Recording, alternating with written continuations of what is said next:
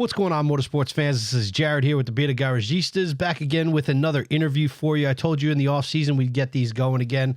If you haven't had a chance to check out the new Discord channel, please check out the new Discord channel. We have that up and running for you. Good place to have conversation. We talk about a lot of stuff, anything from memorabilia all the way up to Formula One, all the way down to Formula E. And, you know, sometimes that's not everybody's favorite, but that's where we're at. Today, I got a banger for you. Today, I have, actually, you know him as Straight Chicane on Instagram. That's his name on Instagram. That's his name on his website. I actually am a little fuzzy on his first name, but he'll tell me in a minute. We're going to talk about his car spotter experience, his race strategy experience, his consulting, the championships he's won. We're going to go over his background in the sport and what he could do for your race team if you're a race team listening. We're also going to talk about Formula One and the controversy that was there, because I know he's got some opinions. Balance of power might make its way into this conversation. Some WeatherTech news. He does have some WeatherTech information to drop for us, so let's get this bad boy started.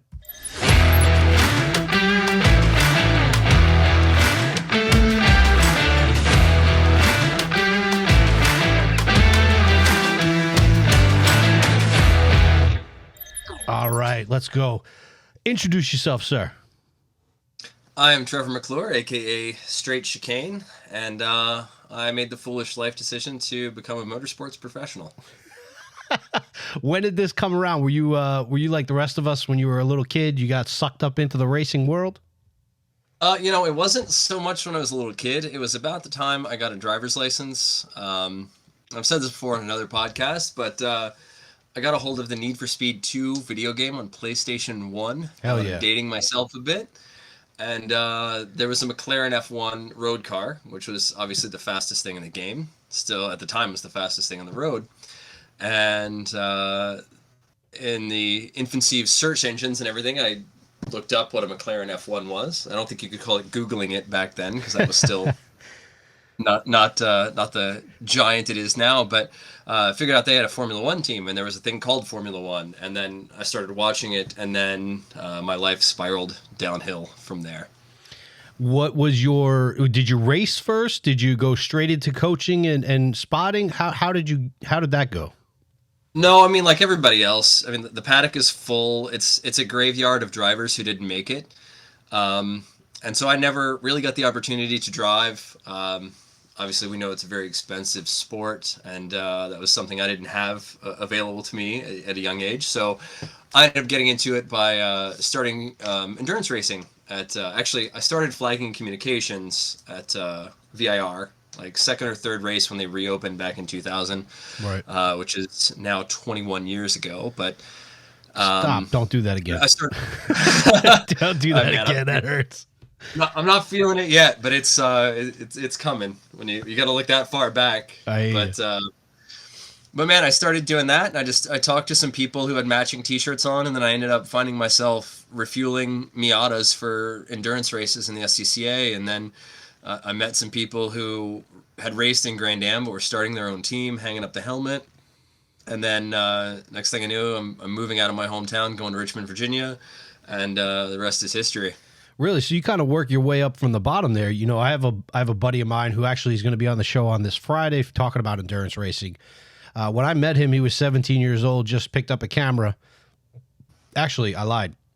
He was shooting a little bit before that, but when I first met him, he really started making the push to go into the racetrack on his own, started making these photos. Phenomenal photographer, and I see him kind of on the same path. You know, he's getting used to talking to the teams. He's, stretching out. I think it's a little bit easier for him with social media. You didn't really have that when you were, back when you were probably trying to weasel your way in. Did you find it difficult to get in back then, or were people welcoming in the sport? I mean, yeah, especially at like that level where you're like, dude, I live an hour away from the track. I'll work for gas money. There you go. It's really hard. It's really hard for somebody to not hire you. Yeah, it's not a hard sell right there. No, not at all. But I've always, I've also been pretty outgoing. I mean, I was a stage actor in high school, so talking to people, being outward and out there wasn't very difficult for me, and I think that that shows. But it also translates into how I've met so many people and ended up Yeah. putting myself in the position I am today, where I've not only done a fantastic job across numerous disciplines in the sport, but I also know tons of people, and Right. it's not uncommon for somebody to call me and say, "Hey, are you doing strategy?" or "Hey, do you know somebody who can do this?" or "Is so and so available?" It's you end up getting the Rolodex, again, dating myself, built up, and that's really the big thing is you've gotta know people in the sport, and that's the big key for anybody who wants to get into it. Start knowing people, and all it takes is a bit of conversation and being physically at the track. I kind of want to, and it's funny is I had this whole plan in my head of how this was going to go, and now I'm already going to stray away from it. And you said it's a lot about knowing people. One of my biggest gripes about Formula One is the business aspect of it. Not Formula One, any racing in that area, the business aspect of it. You see these NASCAR guys, they jump out of this car, they talk about all their sponsors. Formula One, they're always doing, so and so, and they're very reserved. They don't have a lot of emotion. They don't speak their mind. NASCAR, you'll actually get some fights here and there. Formula One, very reserved. Endurance racing, you very rarely see any incidences out of the car that are shown on TV, maybe back in the paddock, but you don't see that as a fan. Does that drive you nuts? Because it bothers me. I think there should be more openness.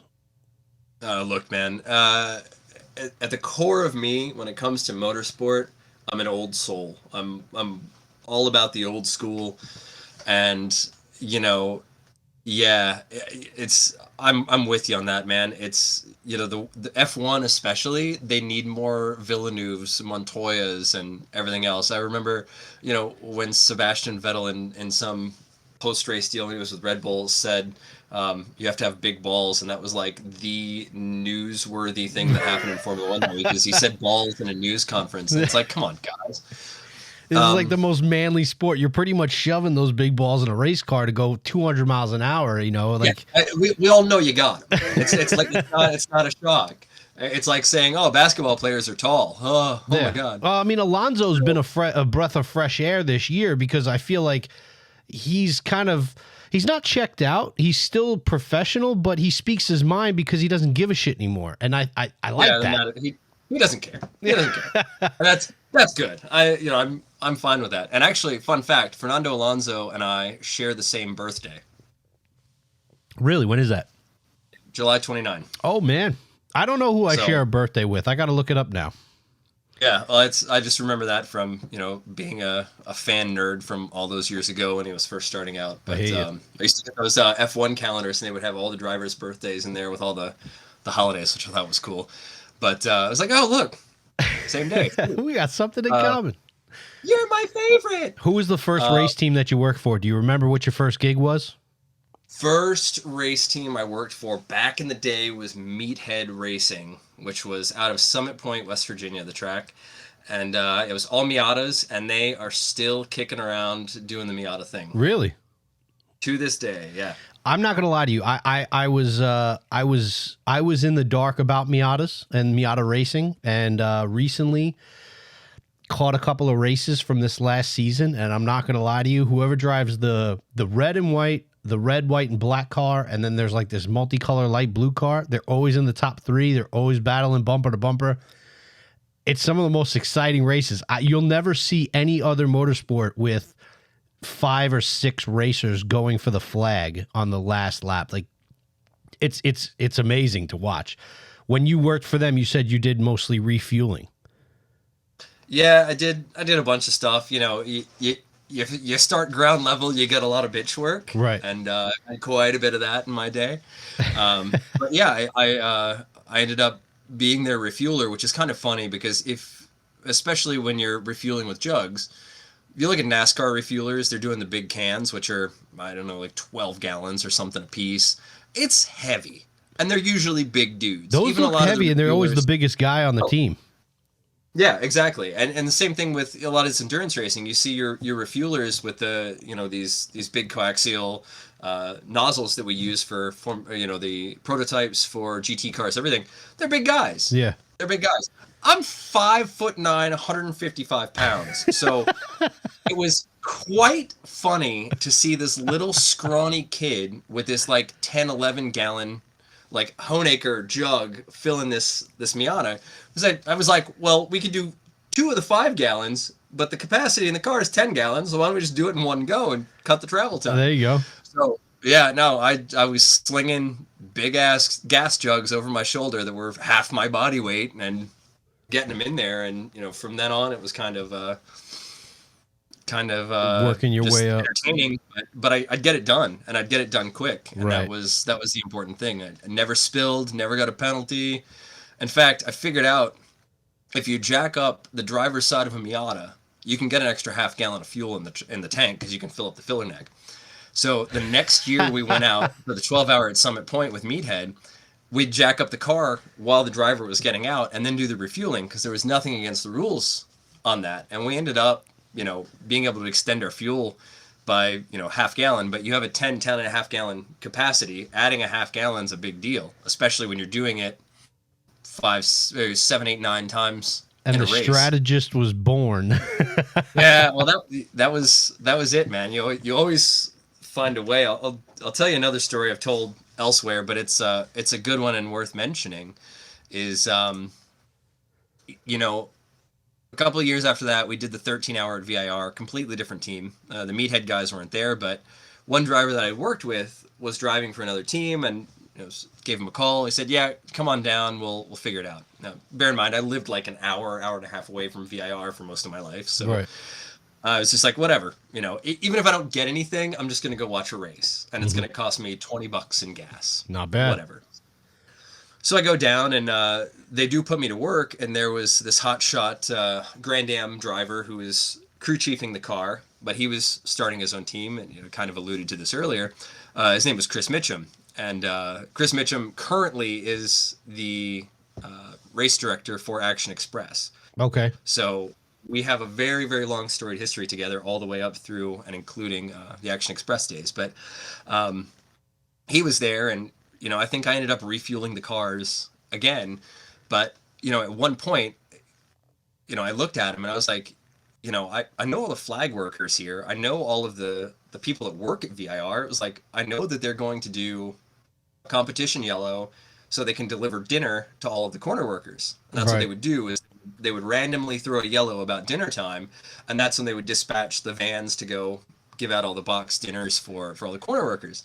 So he gave me a radio, and I went and hung out and schmoozed the kitchen staff to figure out when the delivery was going to be made. And then as they were packing up the vans, I called it in. We came in, got the pit stop done, then the caution came out, and we actually got a lap back and eventually won that race in Spec Miata because of that. So yeah, the strategist thing has always kind of been there, because really the first race I worked was a 12-hour at Summit Point. Right. So you're watching, the driver cycle, how many people are, how many stints everybody's doing. You're watching what your competitors are doing, how long you can go on fuel, what your limiting factors are, be it, tires, fuel, right. Driver, whatever. So you're just around that, and you absorb it. And that's what I did. And I paid attention, and then, ended up figuring out my own ways to help people win races. Now, let me ask you, for somebody who kind of follows the same path, I know that now they have, social media, and they can reach out there and send an email and kind of DM somebody and hope to get lucky. For somebody who does follow the same path and kind of gets their way in, their foot in the door, refueling, doing whatever, do you have anything, any advice, or, what did you do to work your way up? You're still not, not saying that refueling is a low level thing. The mechanics are the mechanic team, and that's where they want to stay. You had ambitions to go above and beyond.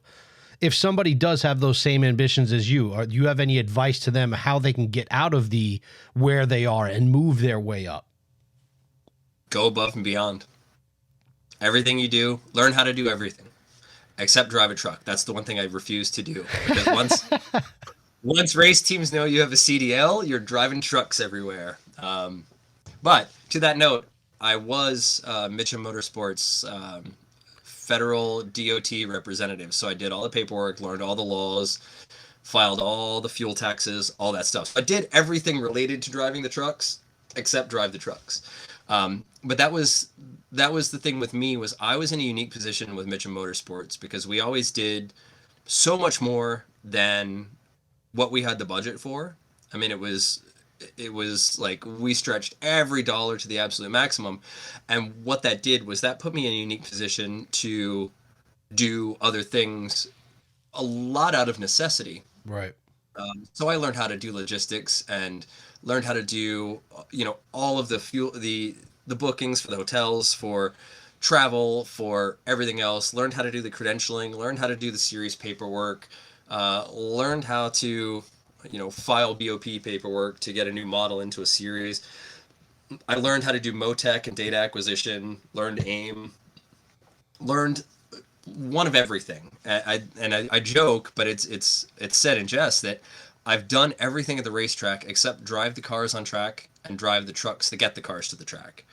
And that's very true. I mean, I was in a fairly unique position because, again, we were a bunch of scrappy guys in the shop, and we did a hell of a lot more than what we had resources for, and a lot of that came from effort. And so while that was like a trial by fire, I learned how to do everything and learn how to solve problems and learn how to just keep moving. And that's the biggest thing I can say to anybody is you probably won't have that unfortunate experience of being in the same position that I was, but learn how to do everything. Pay attention to what other people are doing. Pay attention to what the guys in the white shirts are doing and what their responsibilities are, and figure out what you can do. Learn how to mess with data and video and all those things, because you can do that now on your computer. All that software is free. If you can get somebody to give you a data file, you can go to town with Motec. All of the software side are free downloads. Same thing with AIM. If you know somebody at the track who would be willing to give you a data file, you can play with that stuff. And that's what I did. I didn't have much of a life in my 20s, but I was at home drinking and figuring out how to do Motec and figuring out how to do all this other stuff and doing the things you love, and it made you irreplaceable on the team. When you learn all those different areas, you become that person that, hey, we got to let somebody go, or hey, we got this new job, who are we going to give it to? Let's give it to the guy who has been learning his ass off and obviously picks things up pretty quick. So you didn't make your way, you kind of forced your way. Yeah, I kind of broke through the wall and said, no, I'm here, I'm going to do this. But, at any point, anybody's dispensable, but you do kind of ensure yourself that you're going to be the last one out the door if you can do everything.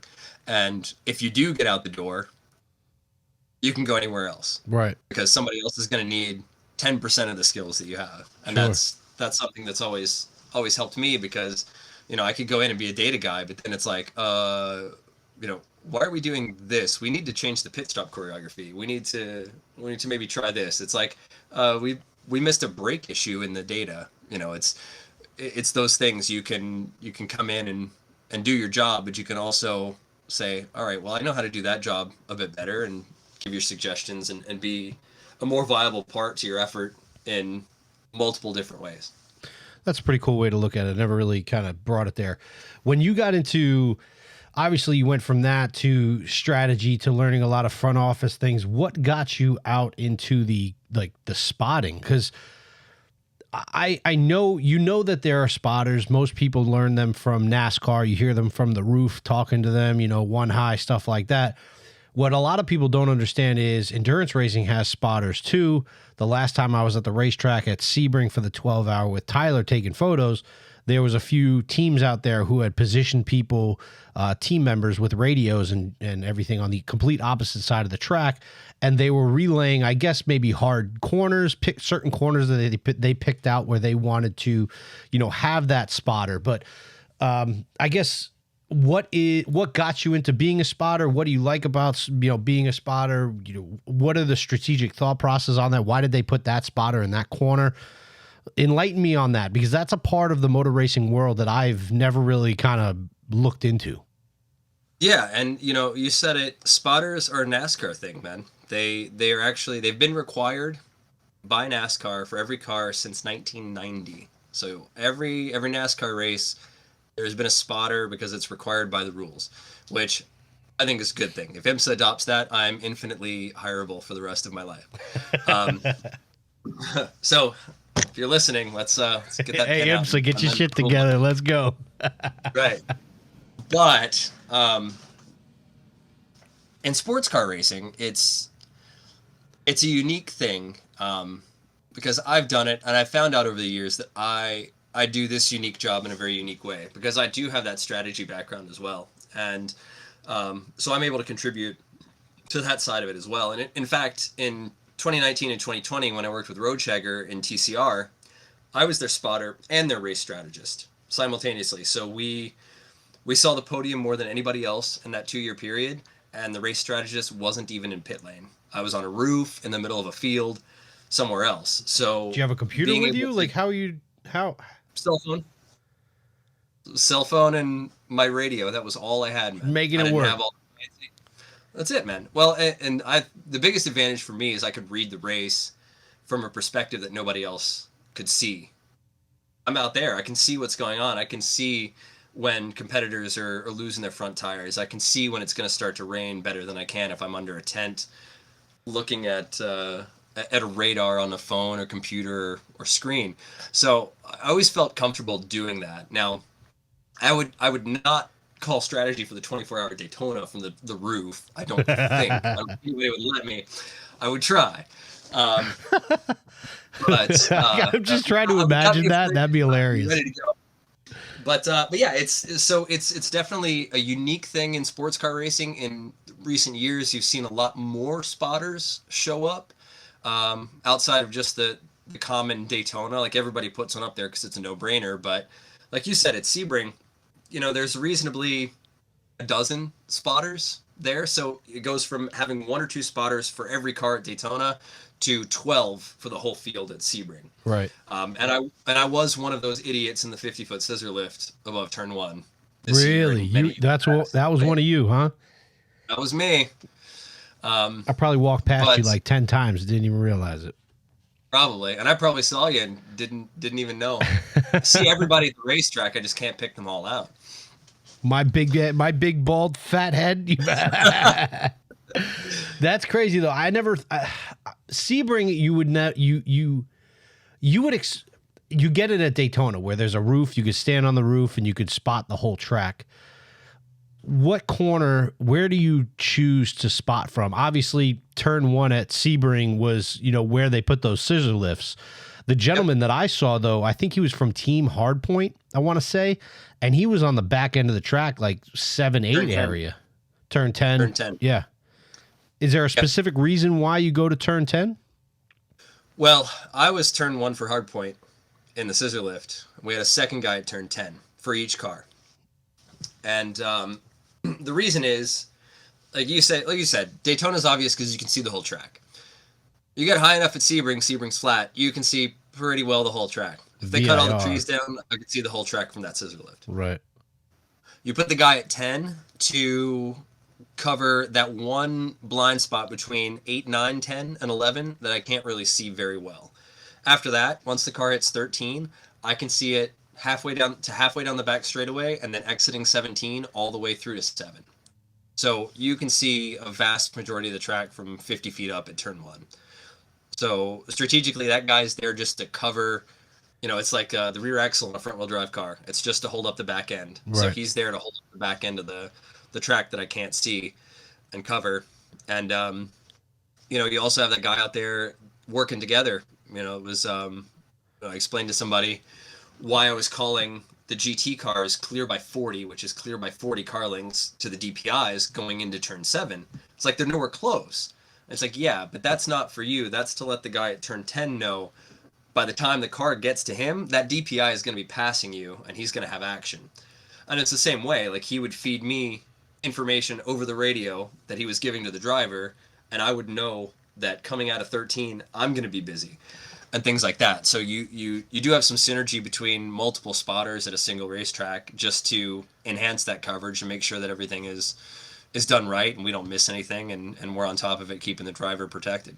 Now at NASCAR, it's a lot. The majority of the spotter communication is between the spotter and the driver. I understand they probably use a few instances to talk to the crew chief and let him know, what's going on. But I would imagine that in endurance racing, the majority of being a spotter is less talking to the driver, more talking to the team and to build strategy. Is that correct, or no? You're 100%. You got so and so behind you, this, that, and the third. Yeah, for the most part. I mean, that's something a lot of guys do is really just traffic conditions, especially for GT cars, because those guys are out there half the time running their race, and the other half they're dodging everything else that's faster. Um, so typically, you see a majority of the spotters with GT cars. Okay. Because they're literally just going to live in their mirrors the whole time, and right. The more you can keep a driver out of the mirrors, the faster they can go. So it's really important to stay on top of that, just so those drivers have the peace of mind to go, okay, I don't see any cars behind me. There's not going to be a prototype that's popped up on the inside, right, that's going to turn down on me or whatever. But also, for a lot of the strategy stuff, a lot of spotters aren't given that responsibility or don't contribute to it because they're not expected to. Whereas for me, it's like, I'm always in strategy mode, even if I'm out there spotting. So it's like, if I see something, I'm like TSA. If I see something, I'm going to say something. And TSA. And typically I'll have a crew radio as well. So if I do need to make communications, or if I see something that would be pertinent or possibly advantageous to the team, I don't have to clog up the car radio, or I can just leave the driver out of it. Right. It's like, I can get on the crew radio and say, hey, let's change our restart procedure, like I did with Vassar Sullivan at Petit Le Mans. After that horrendous restart going into turn 10 that wiped out 5 or 6 GT cars. Right. We changed our entire restart procedure and put that on my shoulders, because I was in a position where I could see turn 10 and see where the cars were, and I could see the flag station. So it just made sense for me to occupy the radio for that green call, because we wouldn't have to switch people or key off and have another person key on to call an incident. It was just my eyes, one key on the radio, so it made the thing streamlined. I don't think you've got a lot of spotters out there that would do something like that or say something like that, because they stay in their lane. It's not their job. Yeah. Right. Their job's to talk to the driver, give him information, and that's pretty much where it ends for a lot of guys. But for me, I've always been like, if I don't say this and it happens and it's negative, it's on me, even if it's not my job to say it. It just goes back to how I started my career. It's like, no, I'm gonna go through the wall. I'm gonna say this. We're gonna get this done, and we're gonna make it through it. And I'll deal with the repercussions later. And usually there aren't repercussions, because you're like, oh, okay, well that just saved us a car, or that kept us in the race, or that's a good idea, we'll change our pit strategy. Or one of the big things that I look out for that a lot of guys don't necessarily is weather. Weather's a huge factor in our races, and I'm pretty damn good at it. We were just at the Daytona test for 2 days.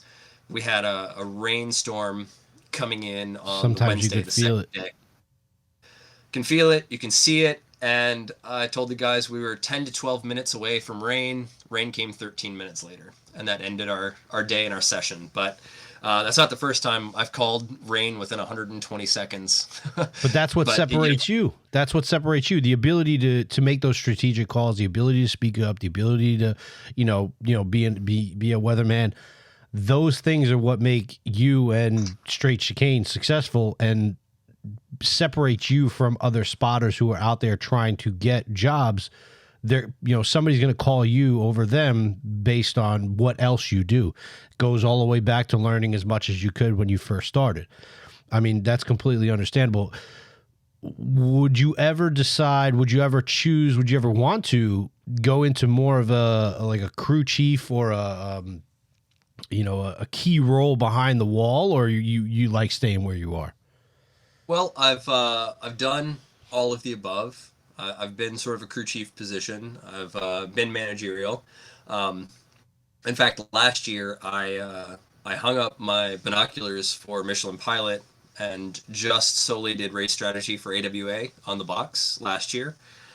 With our McLaren effort, we won, got the hat trick at Daytona last year, fast lap pole and win. Hey. Won the Mid Ohio race. We weren't supposed to.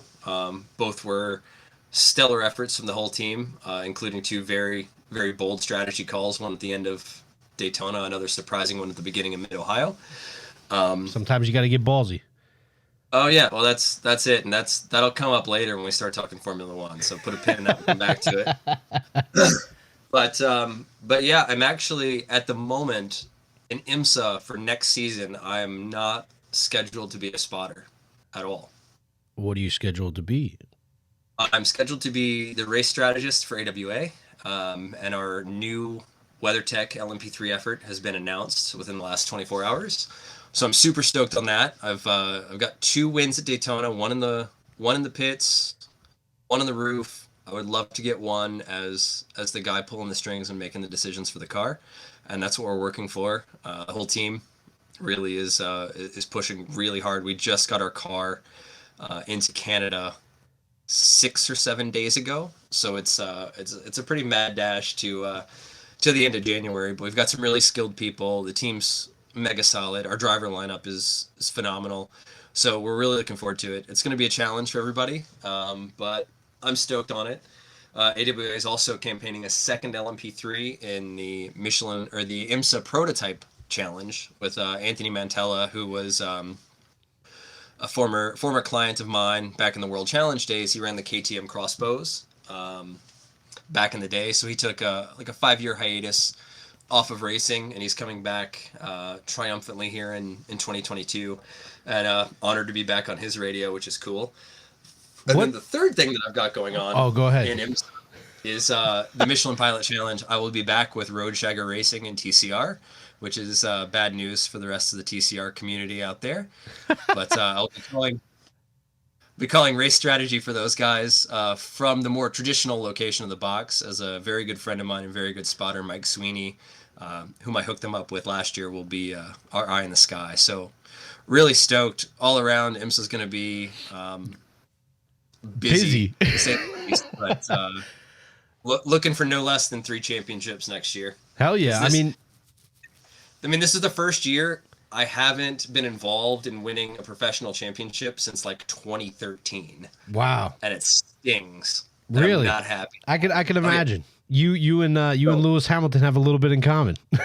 Well, I'm just greedy, man. I'm greedy when it comes to wins, success, championships. I love it, and I'm willing to put in the work for it. So what brought on the unapologetically ready to win? Unapologetically ready to go for it next year and run everybody else over. Where do you feel WeatherTech got this bug up their ass, right? So all of a sudden, WeatherTech was with Ferrari, I believe. I mean, I have a horrible memory. I know you watch the show, so you probably know. I get names mixed up all the time. I have a memory like a goldfish, but I know they were with Ferrari because I have photos of them in that car from 2 years ago. Then they went to Porsche and they jumped up a class. Are they still staying in the Porsche for IMSA? Well, I don't know, because the GTLM class that they were running in this previous year is now dissolved. It's no more. So I'm not sure what they're going to do. I mean, the Porsche switch from Ferrari seemed reasonable because Cooper started in Porsches, and then they really had an opportunity to be the third car in a 3-car class with GTLM, and strategically speaking, I would have done the same thing, because you could feasibly get in there and sneak in a couple of wins, right? Like they did at Sebring, and you're in the history books. So I don't see that as a bad move on their part at all. And obviously, Cooper's done the Mans a bunch over there, I think, with the Proton guys who were supporting that car over here. So there was a lot of synergies and a lot of connections that made sense to all that. I can't really speak to it outside of my personal opinion and observation, but I think that's why they did it, was just because it was a light year for a class, and it was the best opportunity for them to go out and steal some hardware, and they did. What about why LMP3 over something a little more, I understand money becomes a big factor when you get into DPI, but why LMP3 over wherever else they could have went? Well, LMP3 is by far and away the most cost-effective thing to do in WeatherTech, and you're faster than GTD cars, and you're not having to deal with a lot of the manufacturer politics and everything else. It's Ligier and Duquesne. I'm not sure. It is French, no? But, We're us Americans, uncultured swine, don't know how to pronounce it. Yeah, but hey. we've got a bunch of Quebecois on our team at AWA because obviously there's some Canadians. So there's been a lot of linguistic things. I call the Duquesnes the duck because I don't know if you are familiar with Pablo Francisco, the stand-up comedian. Yes. So he's got a bit where half of his antics end up with him in a strip club, but he's in a strip club during this bit, and he starts making quacking noises, duck noises with his mouth, and the bouncers are trying to figure out who's the duck, and like one of the lines is, "All right, man, who's the duck?" So that always flies in my mind when I call the car a duck. That and I made the comment last year when a couple of the Frenchies were speaking to each other. It was like, French just sounds like a bunch of ducks quacking, right? I'm sure that made you very popular on the team. These guys are great, and I have a bunch of friends in France, and I have friends in Quebec. It's all in good fun. I'm not disparaging anybody's culture. Yeah, it's you gotta razz people every once in a while. It's the most ridiculous language on the planet. So, but. No, it's great because I called one of our a former crew chief worked for us last year. His name in my phone is literally Quack Quack. So oh God.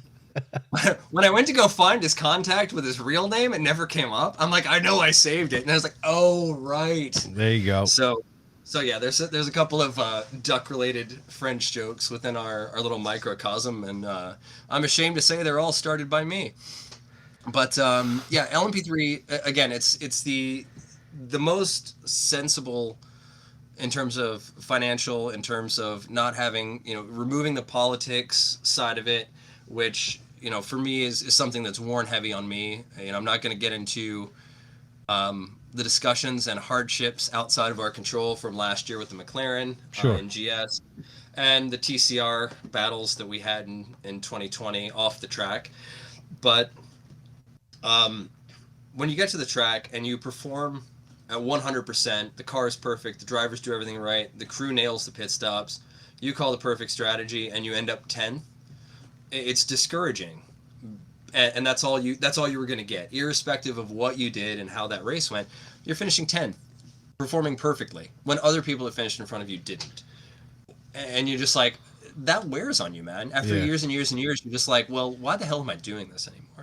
With the LMP3 switch, all that's gone. The politics are gone, and the thing that excites me the most in the LMP3 technical regulations, section 4.1, it's balance of performance, and there's one clause.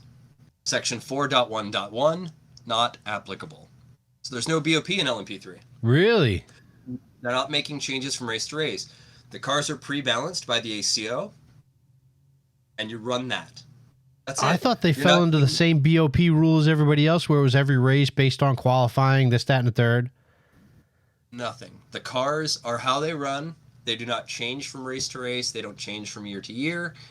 You get what you got, and you go do the job with that, which is phenomenal. So like 90% of the stress that I've had in my professional life in the last 2 or 3 years or more is gone, because you're just out there. It's a straight fight, and that's what I want, because now a lot of these external factors that are out of your control that you can't overcome are gone.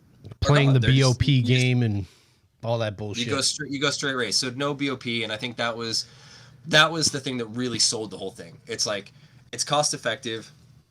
The budget, while much steeper than GS on an hour basis, per hour basis, really isn't that much different. And you got to think that 24-hour Daytona is literally the entire Michelin Pilot Series season in one consecutive race in terms of track time. Wow. So yeah, you're going to use more tires and more fuel. You're using a season's worth of tires and fuel in one race. Right. So of course things are going to be more expensive. But in the grand scheme of things, the cost per hour really wasn't that much different, and the bullshit's gone. So now it's like, great, now we can go race, which that's the most exciting thing for me, and I think for a lot of other people, if not everybody else on the team. Is WeatherTech still the lead sponsor of IMSA?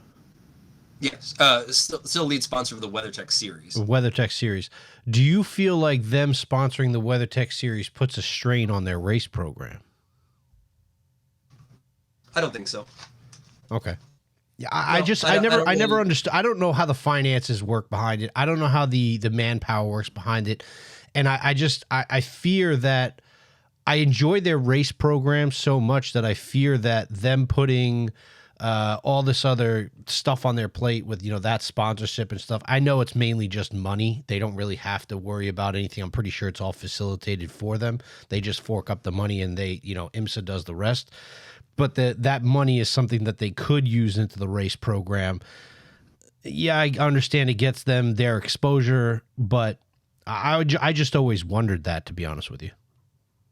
Yeah, I mean, I really can't speak to that too much because I don't know the inner workings of it, but I can tell you outwardly, them sponsoring the series clearly has no impact on what they're doing on the racetrack. I mean, Cooper's still running whatever he wants to run. Right. He's here, there, and everywhere. He runs Le Mans. So I don't think that there's a financial strain component to it. They're doing it because Mr. McNeil clearly loves the sport as a whole. Apparently. He's viable for his business, and the more money he wants to put into the sport, I'm not going to complain. That's keeping people like me employed. Yeah, it's keeping wheels turning, man. So that's need more people like him, to be honest. For sure. A few more of those guys. We've got race series everywhere, whenever we want. Do you see WeatherTech jumping out of sports car and going maybe like an IndyCar program? And do you see yourself ever wanting to spot IndyCar or a strategy for IndyCar or anything like that? I don't know. That would be a question for Papa McNeil and Cooper, but clearly they've been here for 10, 12 years in some capacity. In fact, the first 24-hour race that Mitchell Motorsports ran, Cooper McNeil was one of the drivers. And that was when he was just kind of coming up and doing everything. So, they've been around for a while, and if they were tired of it, they would have left a long time ago, I think. As for IndyCar, I've had one opportunity. I was a backup for Gabby Chavez years ago for the 500 as a spotter. But it was kind of one of those, they weren't sure if they needed me kind of thing, and I would have had to have foregone not one but two sports car weekends. Yeah. So I was like, as cool as that would be, I'm gonna stick with my full season gigs. And I think somebody asked about me last year for the 500, but again, nothing materialized. I'd love to do it, but as I say, I'm a sports car spotter. I'm not an oval spotter. I'm smart enough to know that there's a difference, and I know that there's a lot that I don't know, which I think that spidey sense has been able to keep me out of trouble professionally in a lot of capacities. Yeah, don't overstep your boundary. You know where you're at. Well, not knowing what you don't know gets you in trouble. So if you can at least have a sense that you're like, I don't know enough about this to go do that, then yeah, you keep yourself out of trouble. But I would love to do it. I would need to shadow somebody who's a professional. I would love to go do a NASCAR race. I'd love to go do Xfinity or something else, but I'm just not. I know in my heart I'm not ready for that because I don't know all the nuances, and I don't know that sport as well as I know my sport. And me knowing my sport as well as I do is what makes me different and what makes me successful and what has helped me to not help another guy wreck a car to this point in my career. So I don't want to start by just jumping in head first to that. I would love to try it. And I was fortunate enough when I started spotting for Action Express, and we can kind of come, Tarantino it and come full circle to how I got started in spotting, because typical me, we've gotten off into five tangents. Hey man, typical you. I'm the same exact way. Brett's always got to reel me back in. I'll keep going. I don't care. Let's talk it up. It'll come up. I still got to ask you about Jimmy Johnson and IndyCar. He just announced that he's going full season with ovals, going to the 500. Haley Deegan just got re-signed in the truck series. Your changes in weather. There's been so much happening. Like the first week of the off season, in my opinion, this is the first week of the off season because Formula One is over. We got to get into Right. Formula One, and we're already at 45 minutes. So we got some. Wow. This is gonna be a long one. Yeah, I told you, man, I can go and go and go. I'm used to talking to guys for 12, 24 hours. So drink up that Mountain Dew, get yourself another one. We're gonna be here in a minute. But no, so I was fortunate enough when I started spotting with Action Express. I had Chris Mitchum was there. Again, his name's come up. I was employee number 1 with him back in the day. So he was my sports car guy. I had a NASCAR guy and an IndyCar guy as the spotters. So those are my 3 mentors. So I got like, you know, the trident of different disciplines across the board, and I took all the best from everything I learned from those guys, and obviously added my own stuff and having my own experience on radio, calling races in the now dead ST class in Continental Tire, now Michelin Pilot, many years before. I kind of just went from there. But you asked me what got me into spotting, and I was thinking about that today. Because there's an easy, direct answer. It's like somebody handed me a radio and I went up and did it because they thought I could do it. That's the wise ass answer. That's kind of how it happened. However, what got me into spotting was after the American Le Mans Grand Am merger, they introduced minimum refueling times. And you're like, well, how in the hell does that have to do with you getting a spotting gig? I'll explain. Because it does come full circle, and this is one of those like, tumbling dominoes or butterfly effect things. Because when they introduced the minimum refueling time, the prototypes, the DPs, still the tube frame deals, they went from going from empty to full on a refill stop in about 18 seconds to going from empty to full in 28 seconds. Jesus. So it was a pretty draconian thing, and it removed the pit crew, the skill of the pit crew almost entirely, because now you had 10 more seconds to get the job done, whereas before you had to be a killer in the pit lane to get your tires, your driver change, whatever done in 18 or less seconds, so the fuel didn't beat you. The fuel was still the longest thing that took on pit lane. You just had to be a badass to be on pit lane and do your job, do it right, and beat it.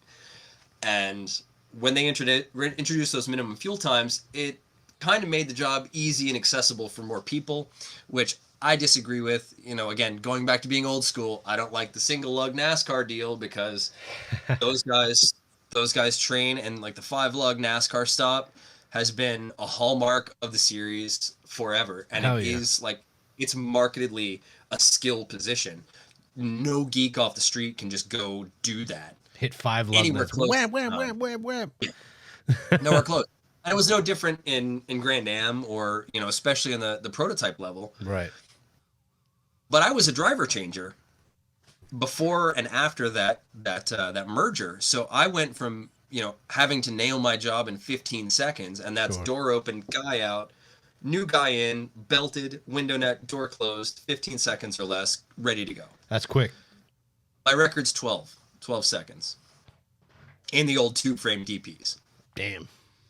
And that's not like the bullshit. Like some guys are like, oh, I can do it in 12 seconds, and they're literally opening the door, guy out, guy in, and clicking the window net and leaving the driver to do all of his belts. It's like, no, that's not a driver change. You're just closing the door. You're a door guy. You're a doorman. And the TP next time. So my skill at that position now kind of the need for my skill at that position kind of disappeared, and it ended up. One of the wheel and marketing guy who was already at the track ended up getting trained up to do driver changes. So that sort of left me jobless with Action Express. And then somebody handed me a radio and said, hey, go spot. And that's how it started. But I would probably not have been a spotter had that rule change with minimum refuel times not been enacted and devalue me as a driver changer and allow me to go off and do other things. Right. So it is sort of funny how the world works, both within motorsports and in general, how these little changes can have huge effects. And that was this little change that had a huge effect on me. And that's how I ended up spotting. And then I did a well enough job that I was able to continue doing that. And got picked up by more drivers, more teams, and everything else, and ultimately made a career out of it. I can't think of another spotter, especially in IMSA, that just does this as their job. Yeah, They usually they've got something else. They own a shop. They run something. For the longest time, I was the only guy that I knew of that was making a living with my mouth on a corner with a radio. there you go. Which That's is pretty legit. wild. Yeah, that to think about that, you don't. That's not something that you normally hear. I do And all want because to of one little rule change. all because of one little change. One little rule change changed the rest of your life. Something that you had no control over. Who knew? It's usually the way it goes. I want to get asking. I know now that we're an hour in and we've learned a little bit about you. I do want to ask about professional sports as far as the ones that you're not involved in. Yeah, let's go. First thing, and like I said, Haley Deegan got signed to a truck series. Do you think she's ever going to make it to NASCAR? I don't know. I don't know enough about her, Yeah. honestly, to make an opinion. It'll take one of two things, if not both. It'll take performance or money, or both. That's usually how it goes. And I feel like she's got a decent amount of both. I mean, she's usually mid-pack running for the majority of it. She's got a decent amount of money behind her. She's got a fairly good sponsor with Monster. I know they sponsor the car more than they sponsor her, but I do know she races for them in most of the series that she's raced in. Right. I think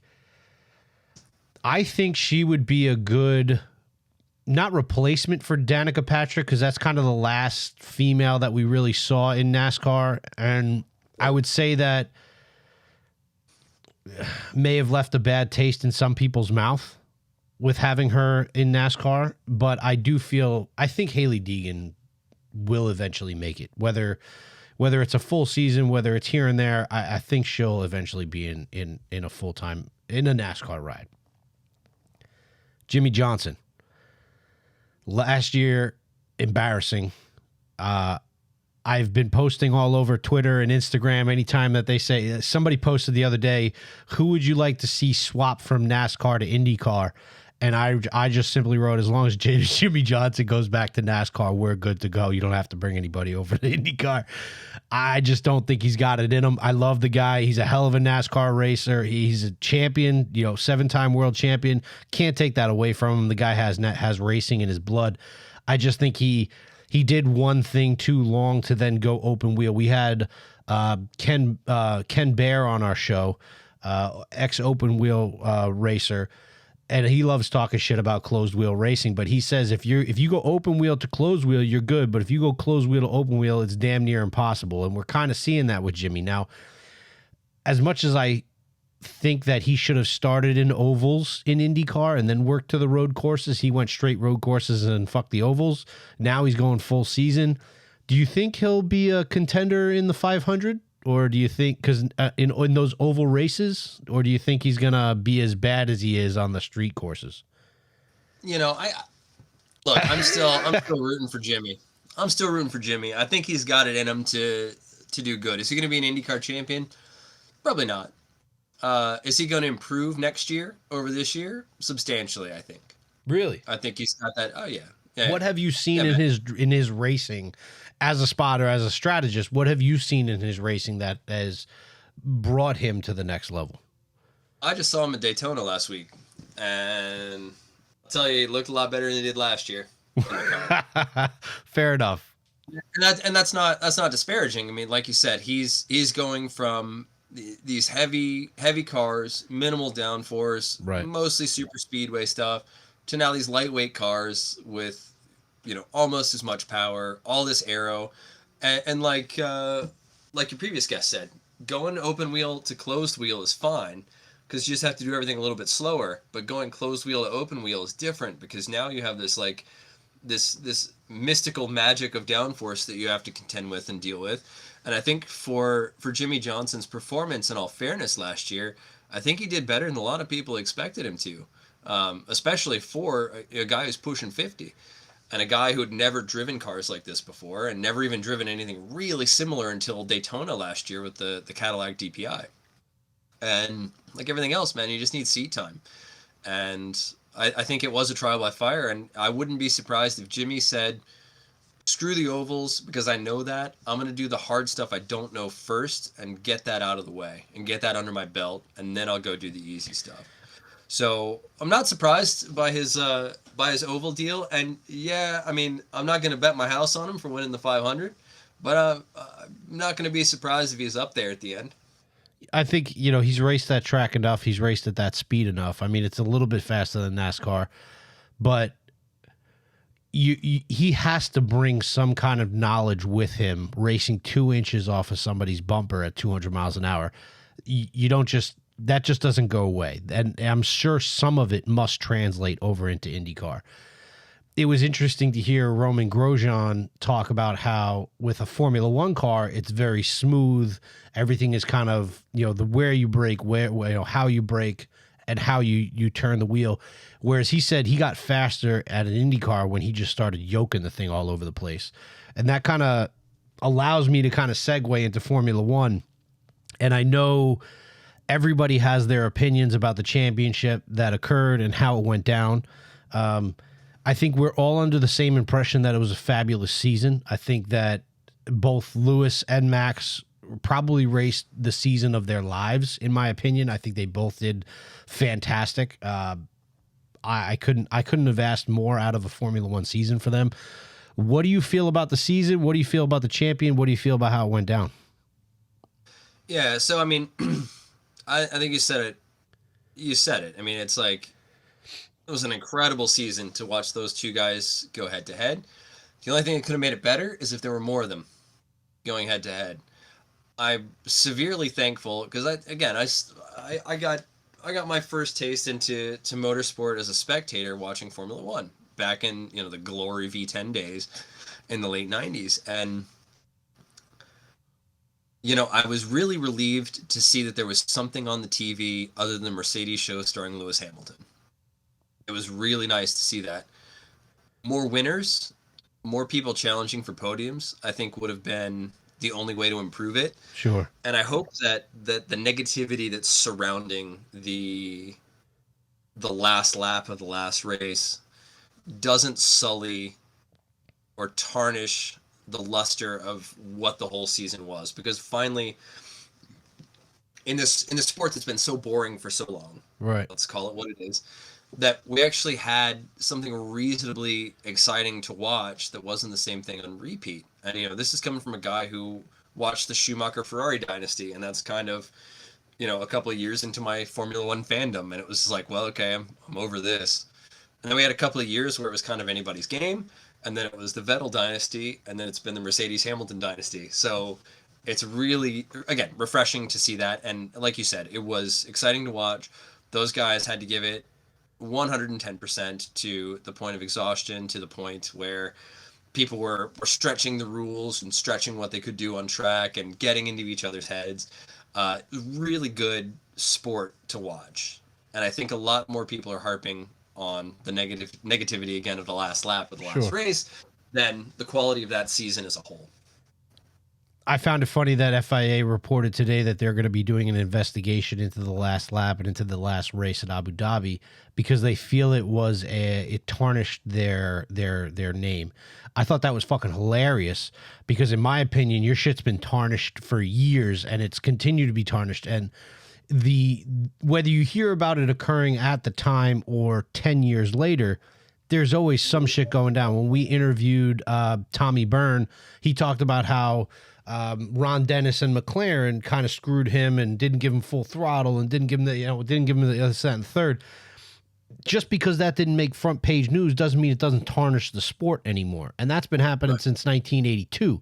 So the shit that's been going on where you have cheating scandals and this, that, and the third, this, in my opinion, doesn't tarnish Formula One at all. You know what you're getting. And again, I'll say it a billion times. Motor racing is a sport and it's a business. You could either stay true to the sport and stay within the lines of the sport and people will love it for what it is, or you can treat it as a business and get Netflix involved and start making as much money as you can from it.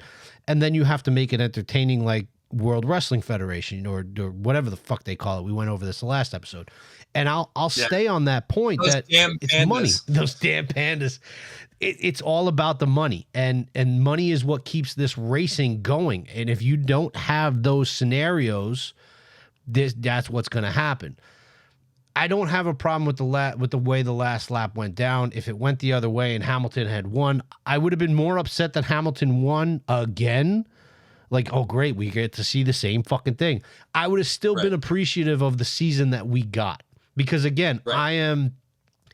In the last few years, I've been leaning more towards Indy cars and endurance cars as something that I would like to watch more, because you get different racers.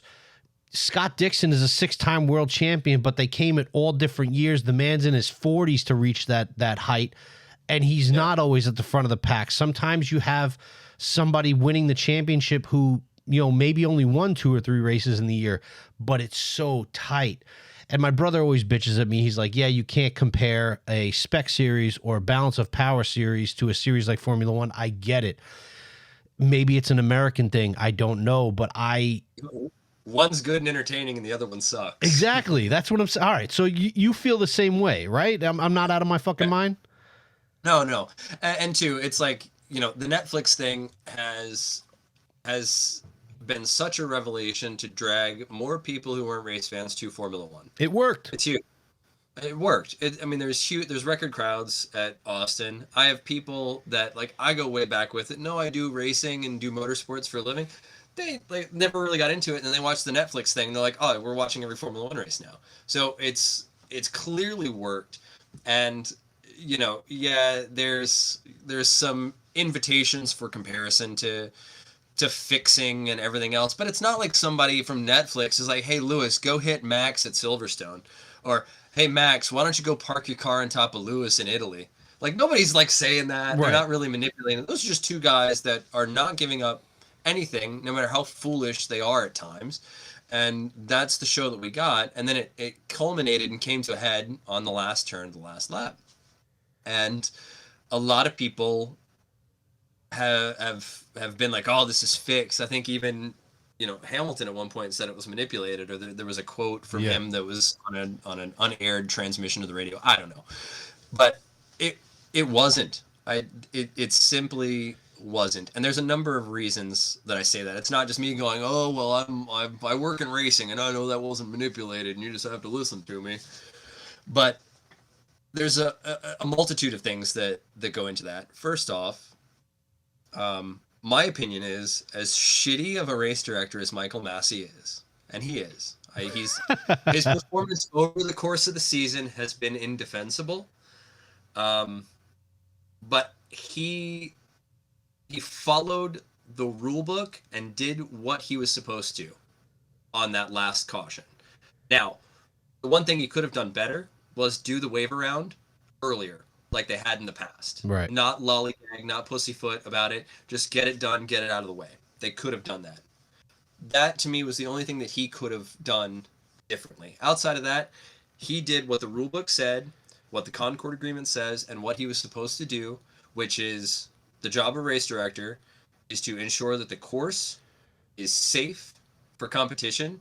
If it isn't, to fix it and go back to green as soon as possible and as safe as possible. That's a race director's job. That and to issue penalties, should they be applicable. But at the core of it, the race director is there to make sure the course is ready to go. If it isn't, he fixes it. And his job after that is to get it back to green. And that's what he did. And that's what the rulebook says. And that's ultimately why the FIA threw out Mercedes, both of Mercedes' protests, was the rulebook says, yes, any lapped cars have to be sent around, and then the pace car comes in that lap. Right. And Red Bull's argument on the language was, any is not all. Right. And they're right. Per the rule book, it doesn't say that all lapped cars have to be waved around the safety car. That rule is in place, just as similar as IMSA's wave around rules are, to remove cars that aren't in the front of the race, in the lead, at the overall pack, to get them out of the way, so that they are not going to impede the racing between the leaders. And that's exactly how that goes. And sure, there's ambiguities. You could argue, oh, that's ambiguous. What does any mean versus all? What is, and all that. And it's like, I'm sorry, there isn't a major race series rulebook that doesn't have ambiguities that give the series or race control or the technical department some sort of leeway to make changes to keep the show going. And that was also Red Bull's point, is the very next rule in the book after that says the race director has discretion to pull in the safety car, manipulate the safety car, whatever the exact language is. But discretion's the big word, which means the race director can go, okay, track's clear, we're going to go back to green. Yeah. And that's what he did. And it's like, if that upsets you, try reading any other rule book out there. I'm pretty sure the word discretion appears in IMSA's rule book like 47 times. And it's not for the discretion of any competitor, I can tell you that. But these rules are written so that when we have these unexpected and extremely rare scenarios, that the series can react to it in such a way that they achieved their main goal, which is to go back to racing. Right. That's what we all want. Nobody likes long caution periods except race strategists, and I think they're losing. That's what they did. They're losing sight because they're fans first of a driver versus fans of the sport, and I think that's what kills most of it. Well, it does skew your perspective on things, and it does cloud your judgment. And if you don't understand the rule book intimately, or you haven't like lived in one for a couple of decades, then yeah, some of that language and the way it's written, and maybe the purpose of those rules aren't clear to somebody who's just like, oh, well, it says any, that means all of them, and it's like, well, it doesn't actually. That makes sense. So I think he did everything right, except doing the wave around sooner. They should have been right on that. And that's why we have the wave rounds in NASCAR, in IMSA. I think IndyCar has a version of it too. It's because we've got an incident at one part of the track, one corner out of whatever 20 or 21 that are at Yas Marina, which means these guys, Formula One drivers, the best drivers in the world, know well enough to go real slow for that one corner. Right. And then they can haul ass for the other 19. And that's what we have in IMSA, and that's an understanding that all those drivers should have. So they should be given the responsibility and the leeway to go do their wave around, execute it, and be safe about it. IMSA shocked me. I'm not going to lie. When the first time I went to Sebring and I watched the cars and we're under yellow flag and the cars are flying by me at full speed, I'm like, what the fuck is going on, dude? Like, isn't that dangerous? And Tyler's next to me, who's been watching, endurance racing for his whole life. He's like, no. He's like, they slow down around the corner, they go around the lap, they go around the pace car, and they unlap themselves. He goes, it's part of the rule book. And I'm like, that's a great fucking rule. Like, everybody gets to stay on the lead lap as much as possible as long as they can get enough yellows. So, well, and so many people that are like, the WEC fanboys and everything, they hate safety cars. And it's like, well, first off, how are you going to neutralize a field so you can clean up an incident? It's like you can code 60 it, but that doesn't pack everybody up, and that doesn't give huge intervals to the safety workers without traffic. And I understand it from a competition. I get it from a competition standpoint, but from a fan standpoint, there's bunching up the field, and then there's NASCAR. Okay, there's if you give a yellow once every couple of hours in endurance racing, you give 2 yellows every Formula One race. It happens. You don't, like in NASCAR, you got a paper bag floating off the track at turn 4, and they got to throw a yellow 3 seconds before the end of the race because they want to bunch everybody up to come across the finish line. I think that's a little bullshit. I think if if you were on the spectrum of things, I would say NASCAR is more towards the rest, pro wrestling versus where Formula One is. But again, I agree with you. I think you have to separate yourself from being a fan. You have to separate yourself from your passion for one driver. And again, I continue to love how people say, oh, Max is this and Lewis is this. And I'm like, you've never fucking met the guy. Like, you have no idea. This guy could be beating dogs in his off time like Michael Vick, and you wouldn't know. Wouldn't know. They don't put that on their Instagram, that's for sure. But and looking at it, anybody that looks at that last lap situation at Yas Marina objectively, which is very hard for a lot of people, but if you look at it objectively, Mercedes strategy department lost that race. And that's flat out plain and simple. And if you guys have an opening next year, which you should, you can follow me on Straight Chicane and get in my DMs. But Well, Botas wasn't there I to mean, help him out where he's been most of the years prior. He was the buffer. Botas wasn't around him. He was kind of on an island all by himself. He got caught out with tires. It's just, I don't think, what's really weird is you would expect a safety car in a race like this, with the being the last race of the season, being so stressful, being where everybody is vying for a leg up, right? Ferrari was trying to beat McLaren. They ended up doing it, trying to get third. You could understand that if there's something close, somebody's going to go for a lunge. I mean, you could get a yellow flag at the end. I understand that's not in your initial planning, but that's something that you have to plan for. It didn't turn out to be in their cards. And I think that in the end, it got caught out. I agree. I'm not happy one way or the other as far as for a fan, other than being a fan of the sport. I'm happy that a new driver was able to be crowned. I'm happy that it was exciting to watch this season. It's a season that I'll remember forever, and I feel like I finally got one of those. You got to remember, I'm a Jets fan. I'm also a New York Rangers fan. The last time I saw a championship was in 1994. Every time, the last time the Rangers went to the Stanley Cup Finals, they got swept by the Kings. So there's that like big buildup to this like letdown. I'm not, and then the last couple of years in Formula One have not been that great.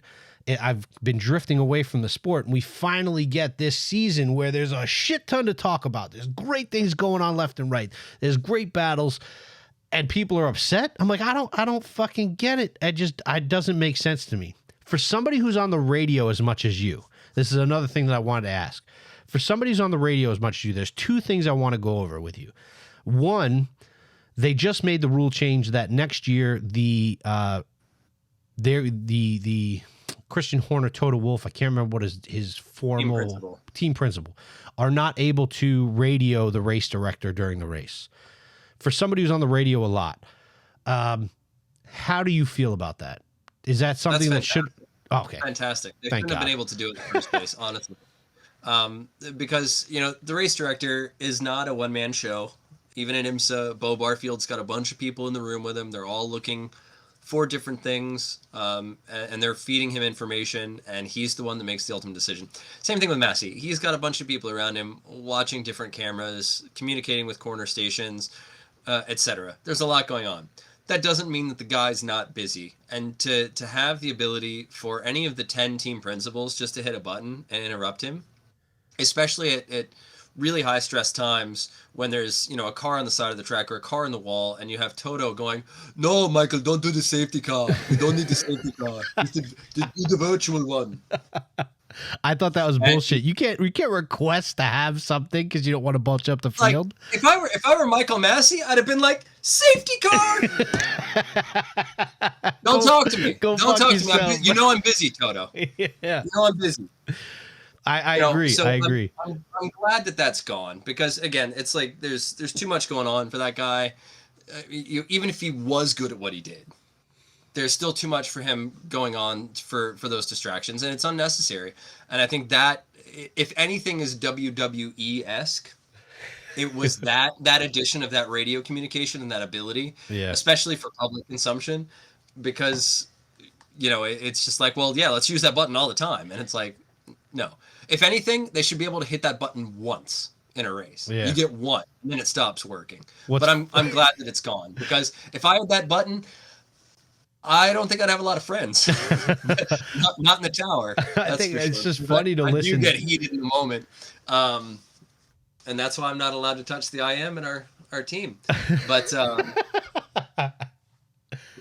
I think that's why Toto sends so many emails, because he sounds. I think that's why Toto sends so many emails, because he sounds ridiculous on the he sounds ridiculous on the radio.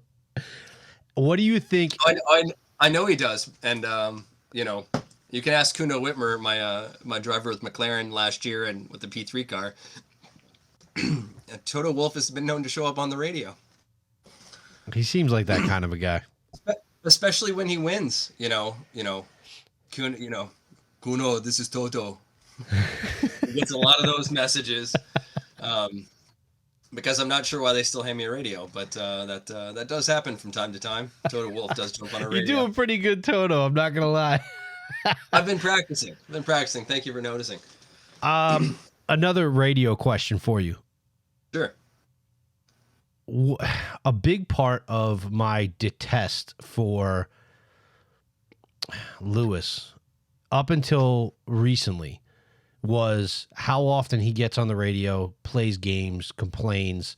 Same with Max. There were times where Max frustrated me on the radio. I didn't think he needed to come on and say something. I love Kimi Räikkönen on the radio. He can talk if he wants to just tape that button down and just bullshit the whole race. I'm all for it. Yeah. But I don't get why they are like that on the radio. I get that, the intensity of the race, your adrenaline is pumping. There's a lot of shit going on, but you've spent a lot of time around race drivers. And I said this on the last episode that Lewis started to change my mind about how he is as a competitor after he finally lost. He did, he talked to his father. His father probably coached him a little bit. He went up to Max. He shook his hand. He shook Christian Horner's hand. He acted like a gentleman. He acted more of a gentleman than Toto did. And I was very impressed with that. For somebody who I'm not saying I had a lack of respect for. I understand what he had to fight through to get to where he is in the sport. I understand all of that. And that being said, I get it. But it's not an excuse. Your upbringing, the way you are, you, me, anybody, I don't believe it's an excuse to act a certain way when you're on the radio, when you're in a race. He was in his post conference from qualifying, I think he was talking smack to Max. That could be his way to get under his skin. Being on the radio is him playing games. Does it bother you any when drivers do that? Not just Lewis, but in your series as well, when they get on and either talk shit or try to play games and all that other stuff? No, because part of it? That's all it is. That's all it is. Really, is games. It's how many times did Lewis say his tires were shot, and then he goes 20 laps more, and still sets purple sector times and laps. It's really just trying to throw them off, because at that level, all those teams have people in the paddock, back in the factory. They're listening to all the other competitors' radios. They're listening. They're watching the cameras. They're trying to get every bit of information that they can. And all the teams and drivers know this. They all know they're being watched by each other. So they do engage in mind games, and that's something. I don't know if I should tell you a story about this. Of course you should. You should definitely tell us the story. I think I might. We'll put a pin in that. But they know they're being watched and they're being listened to, and it's all it is games. So I really don't mind that. For me, it's the thing that bothers me on a radio, and I don't often get it, is if a driver is like giving up. Okay. If they're like dejected, they stop pushing. They're like 12th. There's no hope at the end of the tunnel. It's like, no, man, fuck that. We're in this until the checkered flag happens. Because to quote Toto Wolff, because I'm sure you've seen my Words of Wisdom Wednesday segment I do on my Instagram. Yep. One of the unpublished quotes to this is one from Toto Wolff, which I think is apropos, and it says, "This is motor racing, and things can change pretty quickly." Quote Toto Wolff. I think that's apropos, because that's the last lap of that race in a nutshell. 100%. And that was his expression. And that's the same thing, man. It literally can. And you could get something that happens on the last lap that takes you from out of contention to on the podium. Right. I mean, hell, we had that at Watkins Glen 2019 in TCR. We ended up going a lap down because somebody tried to cook Gavin Ernstone in the car. They didn't take the windows down. It was like 100 degrees ambient. Jesus. Out. And he did like an hour and a half in the car and was like dehydrated, exhausted. And I had no choice but to get him out, because I've heard that slurring over the radio. Well, I mean, he wasn't quite to that point, but it was just like, he could get there like that. Right. If massive dehydration and all that, it just hits. You just hit a wall and you're done. And then you could like literally hit a wall with the car because you're no longer in control of it. So we ended up going a lap down, and this isn't a 4-hour race. So it's like, no problem. We got the windows out of the car, put John Morley in the pro, And it was like, hope your cardio's up, man. You're doing 2.5 today. And we tried like hell to get back on the lead lap. Every time we'd get a caution or something, we'd have a car in front of us or something would happen. We wouldn't get the wave around. And then they'd have the restart. You know, Morley would be like behind the leader. He would pass the leader. We'd be in position to get a wave around if there was another yellow, and then it would never come. Or two cars would hit each other, and they'd make it back to pit lane. And you're like, son of a bitch. Yeah. It's like, I just need one yellow with us in this position. And then we finally get it. And it starts to rain in the closing stages of the race. I think we were like 6th or 7th with like a half an hour to go.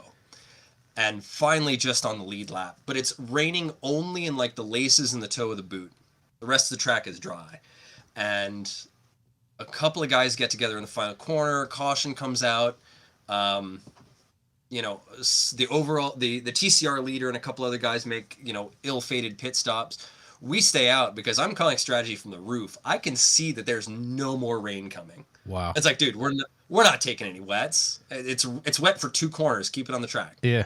The rest of it, fine. And we pushed hard, and I was riding John Morley every lap. I was like, push, man, push. And we ended up getting 3rd from 7th a half an hour earlier. Wow. On the last corner of the last lap because one of the competitors had run out of fuel and went cough, cough, cough. And we went right on through and continued our podium streak that summer. So it truly is one of those things where you never give up until the very, very, very, very end of the race. Till that checkered flag's out or your car is disabled or you're in the garage, you don't give up. And that's the thing that bothers me with drivers. And it's like, I don't tolerate it. I don't get on them. I just ride them. And it's like, you need to buck up, put the visor down, and get to work, man. Right. You're shifting over. What about Russell v. Hamilton next year? Do you feel that, and we're going to get back into sports car racing in 1 second, because I have a question that Tyler's going to want me to ask, or I'm going to ask it. Do you think that it's going to be a problem? Do you see a repeat of Rosberg Hamilton where they start playing bumper cars? Or do you see Russell kind of shy away like Bottas and kind of sit into that number 2? I know he wants to be a number 1. Bottas seemed comfortable being a number 2 and collecting that paycheck. Where do you see the Russell-Hamilton battle going next year? I don't see Russell being a number 2. Ooh. And when you have 2 number 1s, it's historically never been good. So if I were Ferrari, if I were Red Bull, if I were McLaren, you know, with a new car coming, I'd be licking my chops because here comes your opportunity. Hopefully there's some hopefully there's some inter-team rivalry, inter-team battling, and now you can kind of use that to kind of pull yourself back up to the front. I like that. Yeah, that's what I'd be looking at. If I were Ferrari or I were McLaren, it's like, well, let's build the best damn car we can and get ourselves up to second best and hope that those two take each other out. Because last time Mercedes had 2 number 1s, they still managed to pull out the championship, but that was only because their car was so vastly superior to everybody else. Right. That if they had a couple of teams nipping on the heels like Red Bull was this year, they wouldn't have won that championship that year. That makes sense. There was too much intra-team. So from a strategic point of view, I'm looking forward to that as a team that isn't Mercedes. And, you know, it could be one of those things where it's like, you know, Hamilton's on his way out in a year. Russell will just play number 2 for a year, and then you're King George. Learn as much as you can from a 7-time, 8-time world champion by the time you're out, and just kind of pick up, soak up as much information. Do you think that Hamilton will take him under his wing and try to teach him, or do you think that it's going to be a tight-lipped team atmosphere over there? I don't know, man. I think, you know, you'd like to think Lewis Hamilton is that sort of person to do that. I mean, he's come out and said, you know, he believes George Russell will be the next British champion after he retires. Maybe that was the key word, after he retires. But I think if you're Lewis Hamilton, he doesn't talk about it much, but that 8th record world championship is in the front of his mind. Oh, sure. 100%. And that's why he's not hung it up yet. Makes sense. He's like, oh, I can still go. If all of a sudden Mercedes turns into a mid-pack team, like where they started, Hamilton probably goes, yeah, okay, I'm done. That's it. My opportunity is exhausted. But it isn't. And I don't see Mercedes being a mid-pack team anytime soon. Right. Maybe with a new car and the new engine coming on in a couple of years, perhaps the competitors, get a jump start on them the way Mercedes kind of did with the turbo hybrid era. Right. And we've seen their dominance. So there's a formula to follow, and everybody else knows it now. Perhaps they get overtaken then, because not all dynasties survive. I mean, look where Ferrari has been. Sure. Post Schumacher. Sure. They got one with Raikkonen, and that was it. Yeah. What about? And I know that you have a dynamic. Sorry, it's a really good conversation. I don't know what you want me to tell you. The wife is like, "Are you guys coming in eventually? Are you coming in eventually?" I'm like, "Yeah, eventually." You can blame it 100% on me. Just let me take all the blame, dude. I like the conversation and I love talking motorsports, and that's why we created this thing, is because I love bullshit about motorsports. Right on. The dynamic about two drivers in Formula One, they are, as much as they are teammates, they are competitors. It's a completely different dynamic in sports car racing. What is the and I know that in some races you have two cars, right? You have two Corvettes, two BMWs, and I'm sure in those scenarios the drivers probably don't talk as much to each other on separate teams as the strategy team probably converses. But inter-team, when you have two drivers or three drivers, sometimes four drivers racing in one car, what does the teamwork look like? What is the dynamic? What do they talk about? Do they share as much information as possible? I would assume so. Yeah. So, Formula One, your first enemy is your teammate, right? That's the guy you've got to beat first. Right. Every time.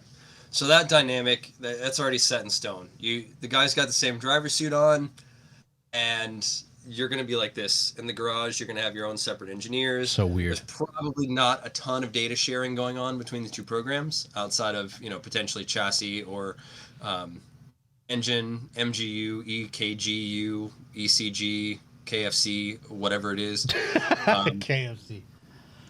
But yeah, like they're your first enemy. It's the first guy you got to beat, is the guy that's in the suit that looks like you. Right. So that is not the case with sports car racing. And I was with Action Express for like 7 years, 7 seasons.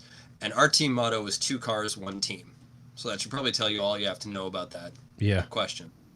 Within the cars themselves, absolutely. You are sharing everything that you can with your drivers, because you're only as strong as your weakest link. You want to bring everybody up. You want everybody to perform their best, from pit crew all the way up. I mean, hell, I was just rewatching one of the old 24s I was in. I was driver changer for the 5 car. The 31 car, this was back when both cars were Action Express. This is 2017, I think. The 31 car, the wheeling car, has a starter fail like 3 hours into the race. And this was also a carryover ALMS rule, no push starting on pit lane. So what we would do is, since we had the Champions pit stall, which is the first one on entry, it's also the first one right at the break for the garages. So what we would do is the 31 crew would do the work, driver change, tire change, fuel, everything. Then they would push the car back into the paddock, the garage area, and the 5 cars crew was waiting for it, and they would push from the back and get the thing to push start. So we were always working together, 2 cars, 1 team, man. So even though we were competing for that win, we were together as one unit. And not all 2-car teams operate like that. When Penske was in DPI, they had 2 cars in separate pit stalls in separate places on pit lane, which I always thought was peculiar, especially coming from Action Express, where we're all together. Right. The 2 strategists are sitting next to each other on the box. Lots of open communication. And again, going back to the drivers, you want all of your teammates to perform at their best. And sure. I think that's one of the things that makes Felipe Nasser so good. He's not just an absolute magician in a car, but I would catch him coaching back when he was co-driving with Eric Curran, who's a good friend. It was like he was coaching him. He was going through everything and making him better. He was nurturing his co-driver to bring him up, and that was the year they won the championship together. So it's like, those are the reasons why sports car teams win championships is that synergy, that teamwork, that camaraderie, and it goes all the way up to the guys in the helmets. And even, even at Action Express, the two teams of drivers, they were going to dinner together. They were talking about things. They were talking about each other's cars, everything else. There wasn't that divider wall that you get and you can see or feel in Formula One. And quite frankly, that's one of the big keys to that team's success over the years is, it really was two cars, one team. I think what as much as I believe Whelen Engineering, they deserved what they, the win and everything. They fought through a lot of adversity. The team that I was very invested in last year in DPI, especially, was Ganassi with Magnussen and Van der Zandt and stuff like that. I really wanted to see them do well. Van der Zandt, he's like literally a rocket in that car. I love the passion that he drives with it. You could almost feel it watching him on TV, that when he gets in the car, he's really pushing. And I thought endurance racing and closed wheel racing for Magnussen was where he should have always been. He liked to tote the line, and in Formula One that doesn't always work. But when you get into that kind of car, it really fits you. And I know he's, if I remember correctly, he's not with the team again this season because he's going to Peugeot. Which apparently does have a rear wing. I was really upset about that. It did before. It just wasn't on uprights. But I lost you on the mic. Oh. Am I back? Yeah, you're back. Go ahead. Check. So anyway, so you cut that dovetail part off, you put it on uprights, and it works better. And that's evidently what they did. Fair enough. I really wanted to see him come back. I would love to see him for a second season with Van der Zandt on the Ganassi team, and I would really like to see what they can do. I like the Ganassi team. I liked what they put together, and we'll see what happens for them next year. My next question for you is, and this is where I think Tyler, I know I had to make Tyler wait an hour and a half to get this question in. Corvette racing, one of the last shining stars of GTLM. That class is, as you said earlier, dissolved. Now they're kind of branching off. They're racing WEC. They're making the GT3 car. I think they got a pass to race their car this year so they could develop the GT3 or something like that, or that was last year and now they're going into GT3 this year. I don't remember. They can race Le Mans from what I remember now. What do you feel about the Corvette team, past, present, future? How do you? And again, the reason why I'm asking this, Tyler's a huge Corvette fan, so I need to present it to you from somebody who has been in the paddock, probably been around those guys. What's your feeling on them? Yeah, so I don't think you're going to see them going away anytime soon. The GTLM class and the GTE class that runs in Le Mans are one and the same. So when they do WEC and do Le Mans, they'll still be using effectively the same car and the same spec as they were in IMSA this year. They have been given a waiver that was signed by all the other competitors in GT3 to allow a watered-down version of the LM car to run in GT3 Pro while they develop a proper GT3 kit. So that's sort of the same deal. It was a similar waiver that got the Ford GT into GTLM without meeting the production figures before it started racing. Right. So, yeah, it's interesting. What'll be interesting to me, and I don't think it'll happen, is if they offer the GT3 Corvette as a customer car. Ooh. That'll be the interesting thing. That would be cool. Yeah. Especially with the new build that they have going on. Well, they delayed this. Didn't they delay the Stingray for the productions for this is like the third time they've delayed it or some shit like that? Yeah, I think so. So I don't know. Just a small break real quick? Yeah, of course. Sure, yeah, no.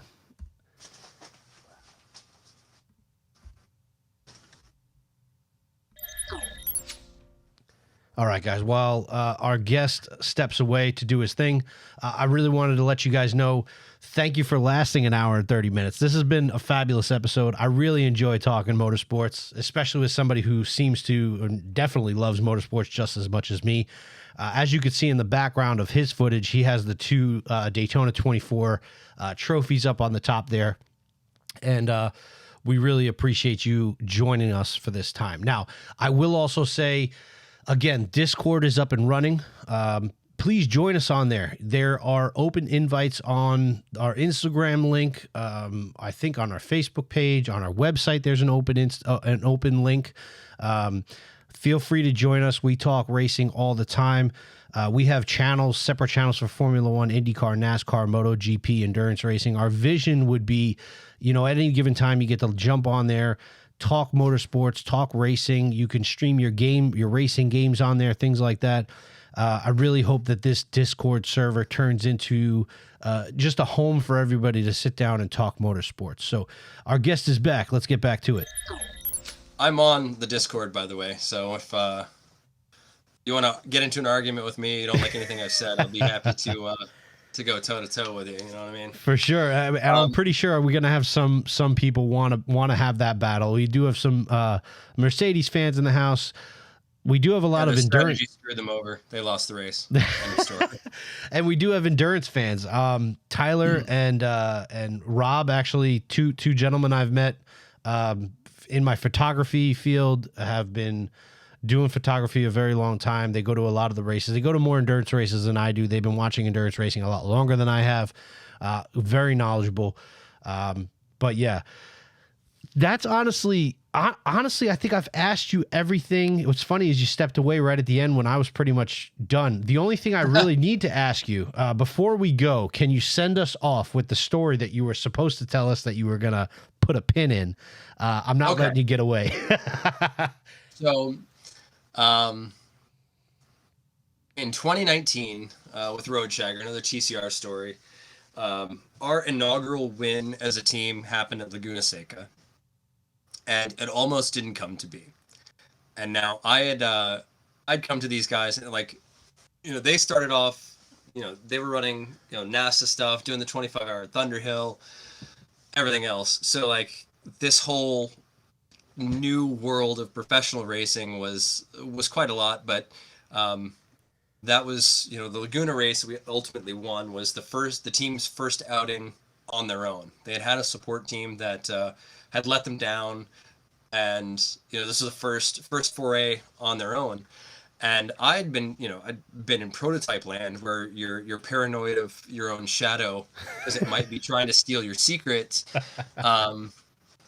And I had a little powwow with the guys. It's like, guys, we need to be careful how we conduct ourselves in the radio, because our main competitor in this championship is a former IndyCar team in Brian Herta. It's like, they know the game.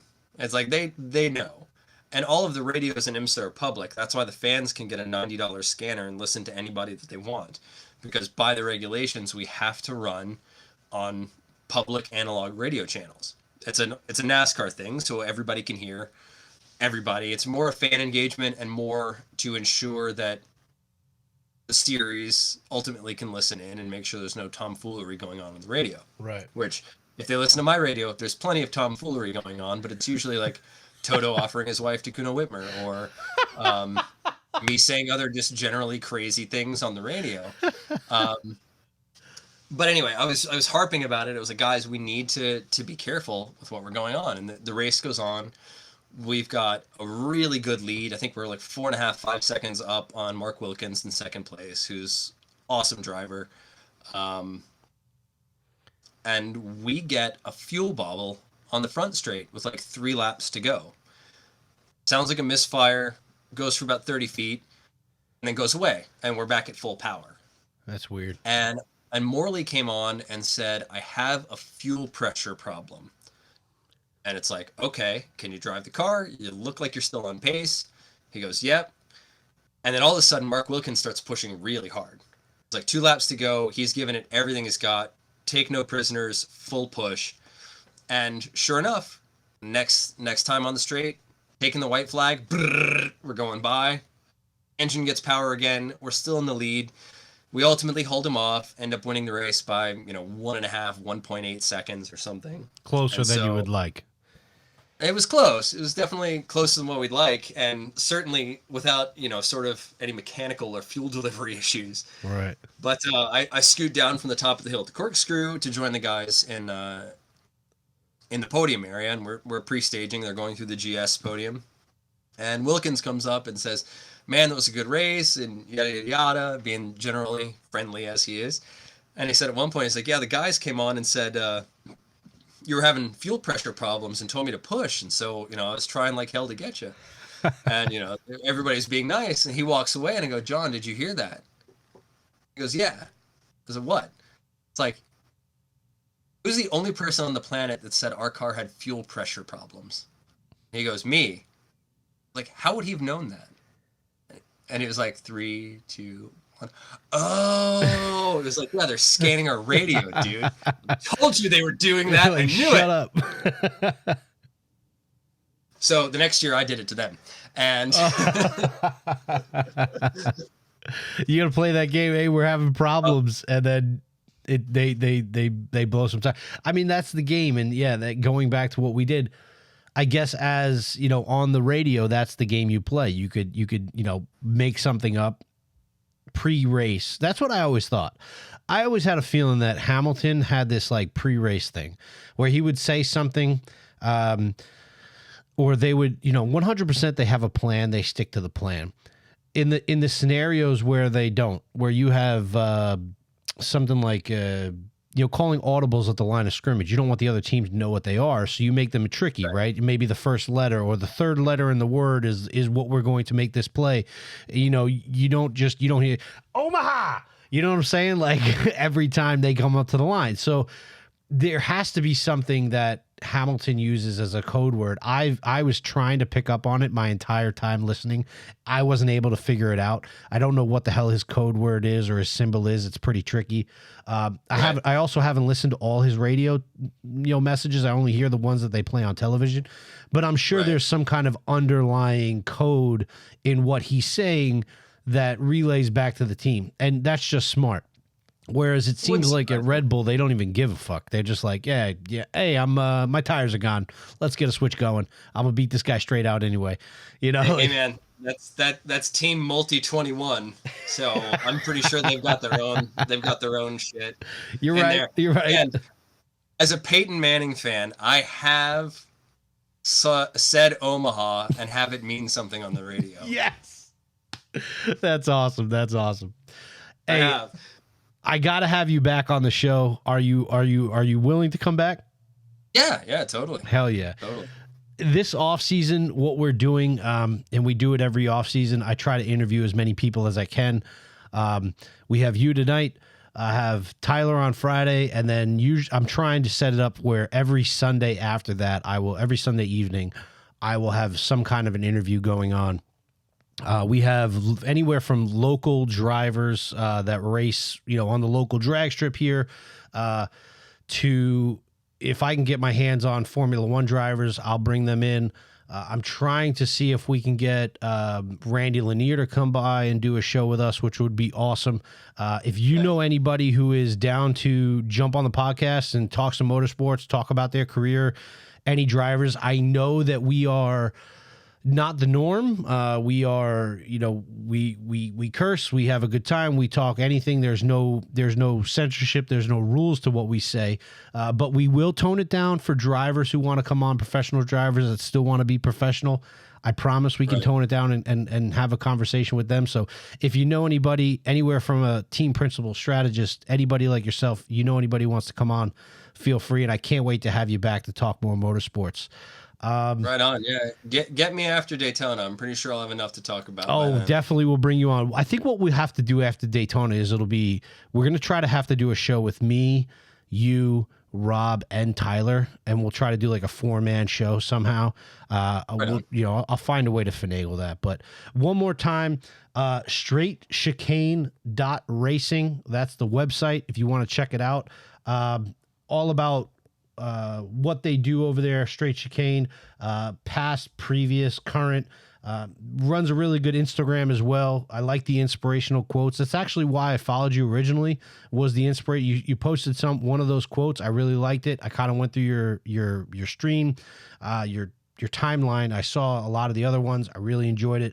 And then we got to talking and hit it off. So I'm very happy that you came on. I thank you. Guys, subscribe, 5 stars. Join us on the Discord. Have that chat with us. I really want to thank you guys for listening in. I want to thank our guest today as well, and we will see you guys soon. Peace.